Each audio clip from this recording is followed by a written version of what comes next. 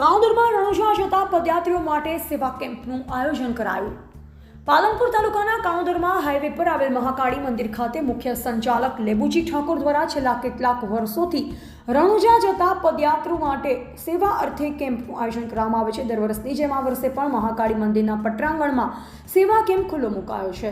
આ સેવા કેમ્પમાં રણુજા જતા પગપાળા યાત્રાળુઓ માટે રહેવા જમવા તથા મેડિકલ સેવા પૂરી પાડવામાં આવે છે।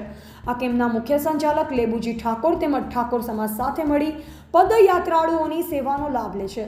આજરોજ આ કેમ્પને ખુલ્લો મૂકવામાં આવ્યો, જેમાં કાણોદર ઠાકોર સમાજ સાથે અન્ય સમાજના લોકો પણ મોટી સંખ્યામાં જોડાયા અને પદયાત્રાળુઓની સેવાનો લાભ લેશે, જેથી આ સેવાનો લાભ લેવા રણુજા તથા પદયાત્રીઓને વિનંતી કરવામાં આવી છે। અહેવાલ વિજયસિંહ ખેર, કાણોદર, બનાસકાંઠા।